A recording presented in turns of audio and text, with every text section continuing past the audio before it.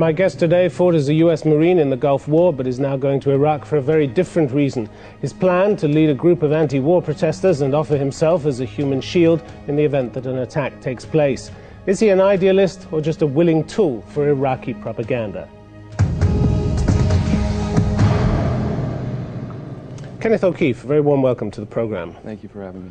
Why don't you go to Iraq and tell Saddam that he can avoid war simply by cooperating with the United Nations? Well, I think the United Nations has already dishonored itself. You remember back last July, the United Nations Security Council voted unanimously to provide immunity to the United States. There's 5 nations that have veto powers. Why has it dishonored itself in the case of Iraq? Well, I don't trust the United Nations to begin with, and they've dishonored themselves by saying that they would give immunity to the United States. So I don't really care what the United Nations says. I don't really care if they give a resolution endorsing war. So you have no interest in what the world community and the 200 or so nations that make up the United Nations actually say? Is the United Nations the world community? As far as I can tell, the vast majority of people on this planet stand directly opposed to this war. I don't believe the United Nations represents the world community.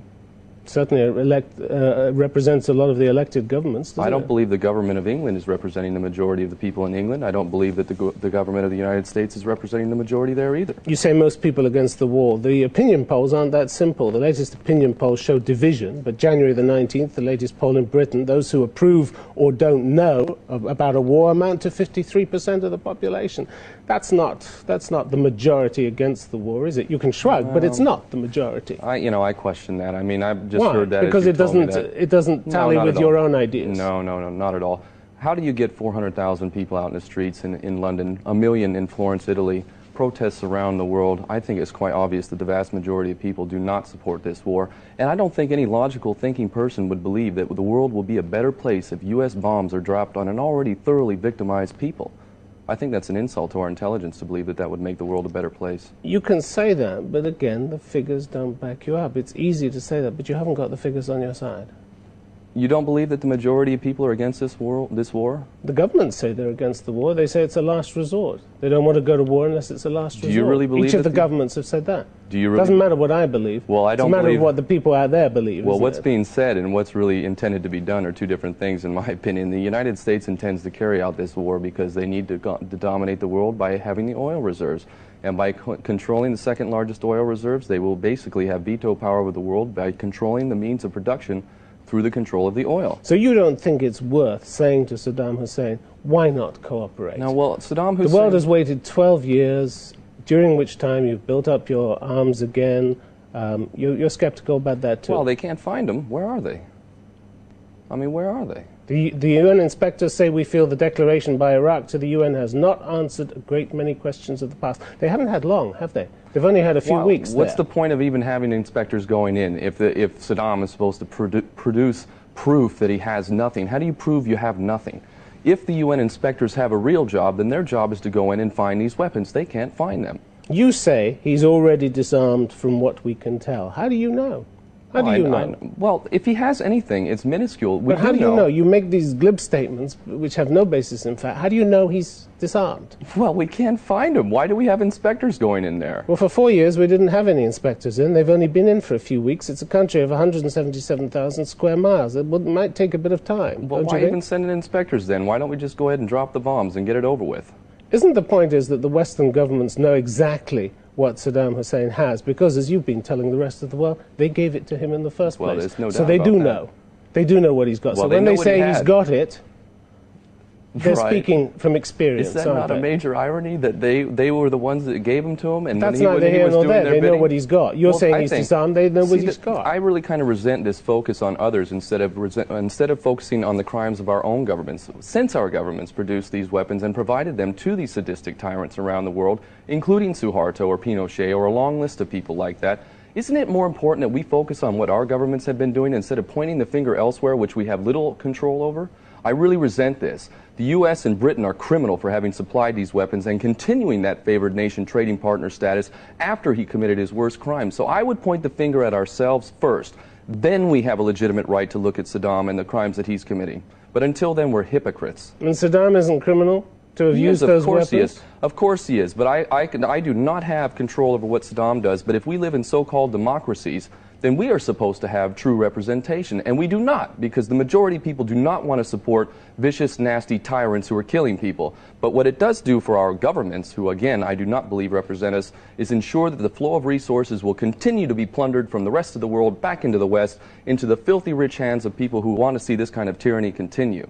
Peace depends on two sides in a dispute, doesn't it? And you only seem to be addressing one. No, not at all. The Iraqi people, the last thing they need is for bombs to be dropped on them. I'm going down there. People can read into it whatever they want.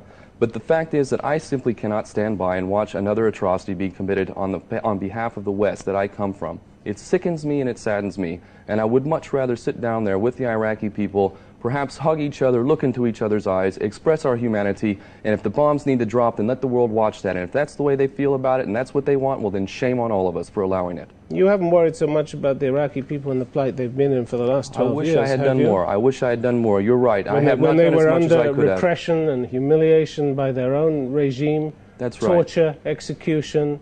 You haven't worried about that very much. No, I've definitely worried about it, but I have not done as much as I could have. Why not? I'm trying to make Why up. not? Why not? Because I'm a human being, and I'm also subject to the same pressures and the same desires of any human being. I wish I could have done more. Now I'm trying to make up for it. If we want to look at what I couldn't have done, shouldn't we focus on the things that I can do now instead of what I haven't done in the past? And I have worked on issues dealing with human rights and other issues relating to the Iraqi situation. But I'm one person, and I cannot save the world, and I've never claimed to save the world, but I can do the best that I can do. And I hope that people will see that they can do more as well. Isn't what you're actually doing assisting in a process which could allow this frightful regime to last a little longer? What help is that to the Iraqis, which you profess to care so much about? Well, if you look at the protests that are going on in Iraq right now, they're against government-sponsored I don't believe that. You don't believe that people are free to protest in Iraq, I don't believe that all of the. I don't believe that these are all people who are being forced into protesting against the U.S. I believe that these people in Iraq. How many anti-government demonstrations do you see in Iraq? Many of them, most of them hate Saddam, but they hate America even more. Mr. O'Keefe, how many anti-government demonstrations do you see in Iraq? How many anti-government demonstrations? They don't exist. No, and they don't exist. You and I both know that. Exactly. You and I both know that. Exactly. So the demonstrations. But are you saying that means that there's no legitimacy to anti-U.S. protests over there? Are you saying that these people don't feel that way? It does cut the credibility a little, doesn't it? Well, when you can only demonstrate one way. Slightly, but I think even you will acknowledge that they definitely do not like the United States over there. You say Saddam isn't stupid. I don't think he's stupid. He wasn't that clever to go into the Gulf War in the first place. Well, he got suckered into that now, didn't he? Because you know that the high-level U.S. diplomat, forget his name, her name, went in there the day before they invaded Kuwait. One U.S. diplomat went in and told him invading a whole country. No. They went in there the day before he invaded and said that this was a regional issue, that Kuwait was not a protectorate, basically gave him the green light. Now, remember, he was a favored There's a lot of dispute over that. That's one version of it, and you know there are plenty of other versions of it. I believe Noam Chomsky has documented that amongst other people, and I trust their integrity. Noam Chomsky has a particular view to push, doesn't he? What view is that? This man is a true American. He cares about America and is exposing the crimes of America. I think that's being a patriot.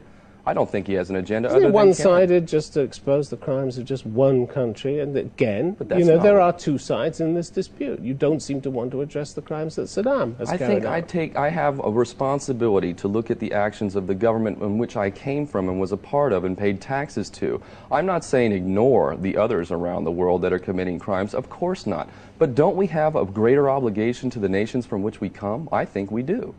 12 years ago, Mr. O'Keefe, you went off happily to war in the Gulf as a loyal, patriotic U.S. Marine. Was it right to liberate Kuwait then from Iraqi invasion? Well, actually, I believe in international law. I very much do, and I believe that people, small nations, should be protected from larger nations. In fact, I come from Hawaii.